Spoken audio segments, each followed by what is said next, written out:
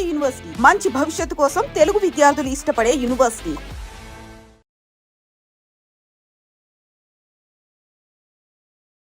ఇక్కడ మల్లన్న గారు ఒక interesting observation analysis ఏంటంటే, ఈ రాష్ట్ర ప్రభుత్వం ఏర్పడ్డ దగ్గర నుంచి హామీల అమలు అనేది జరగలేదు. 6 గ్యారంటీ స్కీమ్లకు సంబంధించి అడుగు ముందుకు పడట్లేదు. ఎంతసేపు అప్పులో ఊబిలో ఉన్నాము, లేకపోతే ఆర్థిక సంక్షోభంలో ఉన్నాము, ఇవన్నీ అవుతున్నాయి. ప్రజల్లో వ్యతిరేకత అనేది వస్తుంది, వాళ్ళు క్వశ్చన్ చేస్తున్నారు, ప్రతి చోట ఆందోళనలు అవుతున్నాయి. కాబట్టి డైవర్షన్ పాలిటిక్స్ అనేవి గతంలో హైడ్రా వచ్చింది, మూసీ వచ్చింది, ఇలాంటి దాంట్లో భాగంగానే రేవంత్ మల్లన్న కలిశారు కావాలని ఆడుతున్నటువంటి ఇంకొక డైవర్షన్ డ్రామా అనే మాట. రేవంత్ రెడ్డి గారు నేను పాలోళ్ళం కాదు, ఆయన గెట్టు పక్క పంటే నాకు గెట్టు లేదు, ఆయన ఇంటి పక్క పంటే నాకు ఇల్లు లేదు. ఆయన ఆ వర్గాల ప్రజల మేలు కోసం పనిచేస్తున్న వ్యక్తి, నేను నా ప్రజల కోసం పనిచేస్తున్నటువంటి వ్యక్తిని. రేవంత్ రెడ్డి గారు ఆడమంటే ఆడడానికి, దుంకుమంటే దుంకడానికి సర్కస్లో కోతులం కాదు. మేము పక్కాగా మాకేది కావాలో దానికోసమే పోరాడుతున్నాం. సో రాష్ట్ర ప్రభుత్వానికి వచ్చిన వ్యతిరేకతను డైవర్ట్ చేయడం కోసం ముఖ్యమంత్రి గారు ఏమైనా చేస్తే చేసుకుంటుండొచ్చు, కానీ మేము పక్కా మా లైన్లోనే ఉన్నాము. మమ్మల్ని ఎవరో ఆడించాల్సిన అవసరం లేదు, ఆడిస్తే ఆడడానికి మేము సిద్ధంగా లేము. అయితే ఇప్పుడు మీరు ఏకైక ఎజెండా బీసీలకి సంబంధించి ముందుకు వెళ్ళాలి అనుకుంటున్నారు. దెన్ వాట్ అబౌట్ కాంగ్రెస్ ప్రభుత్వం ఇచ్చినటువంటి హామీలు అమలు? ప్రజలు ఎదురు చూస్తున్నారు, ఇంకా 4 ఏళ్ల పాటు పాలన కొనసాగాలి. దాని మీద పోరాటం మల్లన్న చేస్తాడా చేయరా? రైట్. ఇప్పుడు కేసీఆర్ గారి ప్రభుత్వం పైన 10 ఏళ్ల పాటు ఒక సుదీర్ఘ పోరాటం చేసి అనేక కేసులు, జైలు జీవితాలు, ఎన్నో విధ్వంసాలు ఎన్నో జరిగాయి. ఆ రోజు ఉన్నటువంటి ప్రతిపక్షము తన పాత్రను పకడ్బందీగా నిర్వహించి ఉంటే ఆ పని నేను చేయాల్సింది కాదు, ఆ పోరాటం అనేది నేను చేయాల్సింది కాదు. ఆ రోజు ప్రతిపక్షంలో ఉన్న రేవంత్ రెడ్డి గారు చేయాల్సిన పని. ఆయన చెద్దరు కప్పుకొని పడుకుండాలి. మేము జైళ్ళు, కొట్లాటలు, దాడులు ఇవన్నీ మేము ఎదుర్కొన్నాం. మీరు చేయాల్సిన బాధ్యత, మీరు బాధ్యత నుంచి తప్పుకున్నప్పుడు ఆ పాత్రలో ఉన్నా నేను. ఇవాళ మీరు అమలు చేస్తానన్నటువంటి 6 గ్యారంటీలు ఏవైతే ఉన్నాయో దాని మీద ఏమైనా జరిగిందంటే ఆ ప్రతిపక్షం ఫెయిల్ అయినప్పుడు నేను అడ్డుదిగుతా. ప్రతిపక్షం బీఆర్ఎస్ పార్టీ ఏదైతే ఉందో వాళ్ళు అడగడంలో ఫెయిల్ అయిపోతే, వాళ్ళు నిలదీయడంలో ఫెయిల్ అయిపోతే నేను ఆ పాత్రలోకి వస్తా. ఎంత టైం పడుతుంది? ఇప్పటికి ఆల్రెడీ 1.5 year అయ్యింది. ఇంకొకటి ఏంటంటే, ఉన్నటువంటి ఆర్థిక పరిస్థితిని చూసి కూడా కొంత మాట్లాడాలి. సరే, రేవంత్ రెడ్డి గారు డామ్ డూమ్ అని చాలా డైలాగులు చెప్పొచ్చు, చేస్తామని. ఆఖరికి మొన్న ఇండియా టుడే కాంక్లేవ్లో కూడా చెప్పేసిండు, నేను డబ్బులునే అనుకున్నా లేవు, 6 గ్యారంటీలు కష్టం అనేటువంటి మాట ఆయన చెప్పిండు. తులం బంగారం ఇచ్చే పరిస్థితులు లేవని పొంగులేటి శ్రీనివాస్ గారు చెప్పిండు. ఇట్లా వీళ్ళన్నీ చెప్తా ఉన్నారు. అంటే కొంచెం అంటే చేతులు పూర్తిగా పైకి ఎత్తకుండా కొంచెం ఎత్తుకుంటూ వస్తూ ఉన్నారు. పూర్తిగా ఎత్తినాడు మాట్లాడతారు. సో మీరు అన్నారు అప్పుడు పోరాటాలు చేసినప్పుడు విపరీతమైనటువంటి దాడులు జరిగాయి, కేసులు, అరెస్టులు. ఈసారి ఇప్పుడు మీరు 1.5 year అయినప్పటికీ చూసి చూడనట్టుగా వదిలేస్తున్నారు. కాబట్టి మీకు కీలకమైనటువంటి అంశం కాస్ట్ సెన్సస్ మేడం. మాకు ఈ 42% రిజర్వేషన్ చేస్తామంటున్నారు కదా, మేము దానికోసమే వర్క్ చేస్తాం. ఇప్పుడు మేము ఈ స్థాయిలో పోరాటం చేస్తున్నాం కాబట్టి ఈ కదలిక ఉంది. ఈ అంశాన్ని వదిలిపెట్టి, కీలకమైన అంశాన్ని వదిలిపెట్టి ఇప్పుడు వీటి గురించి పడ్డమనుకోండి, అసలైన అంశం మరుగున పడుతుంది. బట్ రెండింటిని బ్యాలెన్స్ చేయాల్సినటువంటి అవసరం ఉంది. ఇప్పుడు 42% అంటున్నారు, ఇక్కడ 100% ప్రజల కోసం కూడా పోరాడాలి కదా మీరు. అది దానికి ఒక పక్షం ఉంది. ఇప్పుడు అంటే ప్రతిపక్షం అనేది, ప్రజాస్వామ్య దేశంలో ప్రతిపక్షం అనేది చాలా ఇంపార్టెంట్. వాళ్ళ పాత్రను నిర్వర్తించడంలో ఫెయిల్ అయినప్పుడు ప్రజలే ప్రతిపక్షంగా మారుతారు. సో చాలా కంట్రీస్లో అదే జరిగింది. ఇక్కడ కూడా బీఆర్ఎస్ పార్టీ ఈ ప్రభుత్వాన్ని నిలదీయడంలో కానీ ప్రశ్నించడంలో కానీ ఫెయిల్ అయినప్పుడు ఆ పాత్రలోకి వెళ్తాము. ఇప్పటికి కొంత ఏదో వర్క్ చేస్తున్నారు, వాళ్ళు వర్క్ చేస్తున్నారు. అంతో ఇంతో కొంతైనా 100% కాదా? 100% అని నేనేం అనుకోవట్లేదు, కానీ వాళ్ళకు ఉండాల్సినటువంటి లొసుగులు వాళ్ళకున్నాయి, చేయడంలో ప్రయత్నం చేస్తూ ఉన్నారు. సో చేయని కానీ మా వర్గాల గురించి మాట్లాడడానికి వీళ్ళు రెడీగా లేరు కదా. మేము ఉన్నాం కాబట్టి మేము ఈ కార్యక్రమం చేస్తూ ఉన్నాం. 42%కి సంబంధించి ఇప్పుడు చట్టబద్ధత కల్పించాలి అనే ఉద్దేశంతోనే అసెంబ్లీ సెషన్స్ అనేవి జరుగుతున్నాయి. మొన్న 3 days పాటు జరిగాయి, ప్రత్యేక అసెంబ్లీ సమావేశాలు జరిగాయి.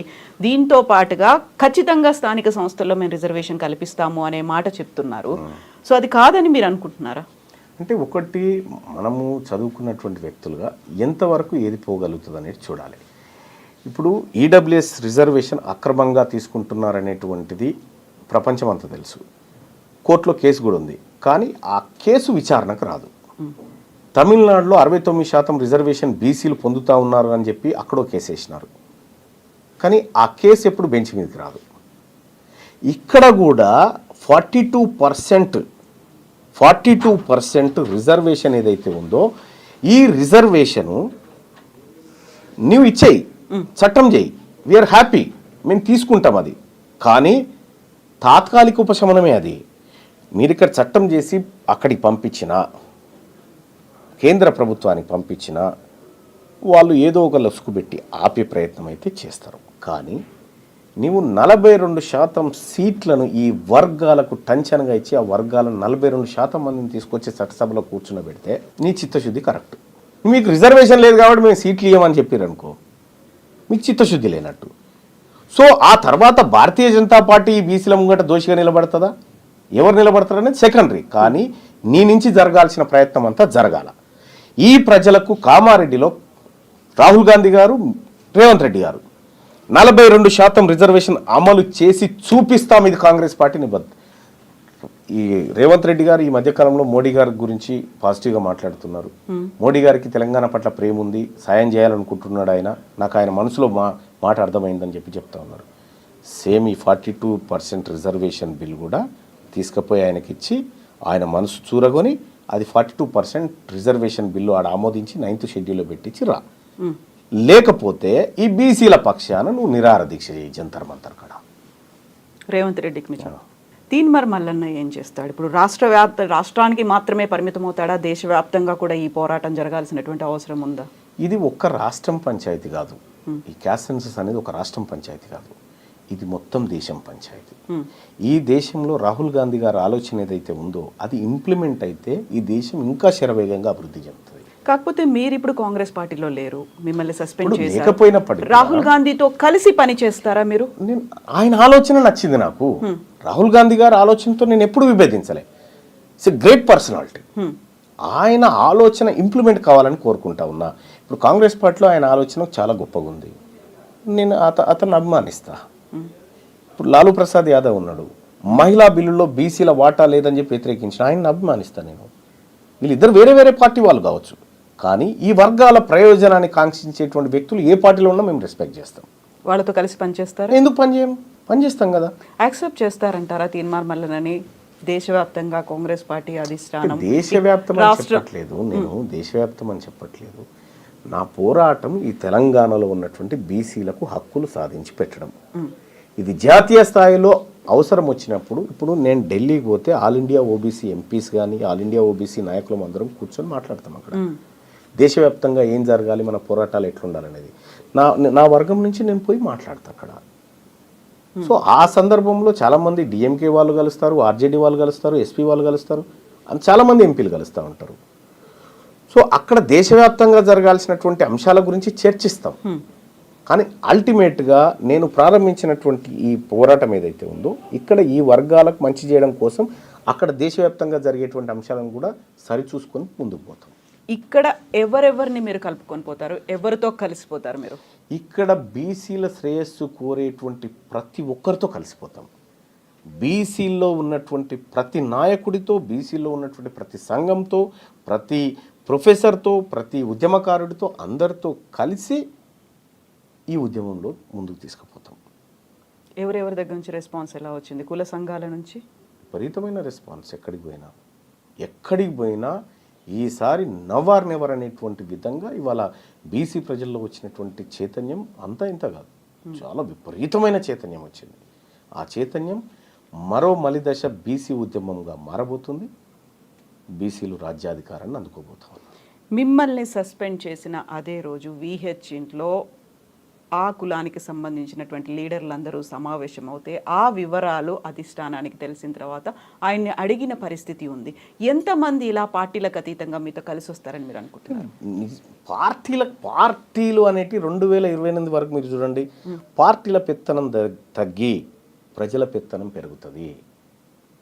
ఈ పార్టీలైనా ఏడికి పోవాలి బీఫామ్ తీసుకొని మళ్ళీ ప్రజల దగ్గరికి కదా రావాల్సింది. వీళ్ళందరూ కోరిక వేరే విధంగా ఉంటే నువ్వు బీఫామ్ తెచ్చుకొని ఏం చేస్తావు? అంత అక్కడ అవుతారా అందరూ? 100% అవుతారండి. ఆ డౌట్ బీసీలకు లేదా? ఆ డౌట్ ఏకమవుతున్నామనేటువంటి ఆనందం బీసీలలో ఉంది. ఏకమవుతున్నామనేటువంటి ఆనందం బీసీలలో ఉంటే కొంతమందికి సహజంగా వీళ్ళు ఏకమవు నచ్చినటువంటి వాళ్ళు ఏకమవుతారా, ఈ కలుస్తారా, వీళ్ళకి పంచాయతీ ఉందనేటువంటి వాళ్ళు సహజంగానే చేస్తారు. ఇన్నేళ్ళుగా చేసుకుంటూ వచ్చింది అది. ఇవాళ బీసీలమంతా ఏకమైనం కాబట్టే ఎమ్మెల్సీ ఎన్నికల్లో 25% మంది బీసీలను మా ఉద్యమం వైపు తిప్పి 5,200 ఓట్లు 24,000 సంపాదించగలిగినాం. బీసీలమంతా ఒక్కటైనం కాబట్టే ఇవాళ 60,000 ఓట్లను అక్కడ కరీంనగర్ పట్టభద్రుల ఎమ్మెల్సీ ఎన్నికల్లో సాధించగలిగినాం. ఇలా బీసీల నుంచి ఆకాంక్ష వచ్చింది కాబట్టే 5 ఎమ్మెల్సీ స్థానాల్లో 3 అనివార్యంగా బీసీలకు ఇవ్వాల్సినటువంటి పరిస్థితి క్రియేట్ చేయగలిగినాం. మీరు చెప్పినటువంటి ఆ 3 ఏళ్ల కాలం సరిపోతుందంటారా? సరిపోతుందండి, సరిపోతుంది.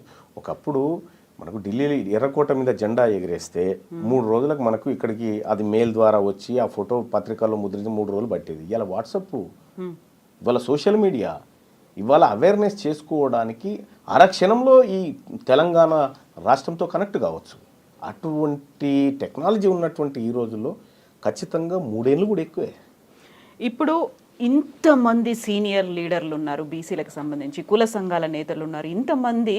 తీన్మార్ మల్లన్న ఒక యువకుడు, వాళ్ళందరికంటే చిన్నవాడు, రాజకీయాల్లోకి కొత్తగా వచ్చిన వాడు అనుకోవచ్చు.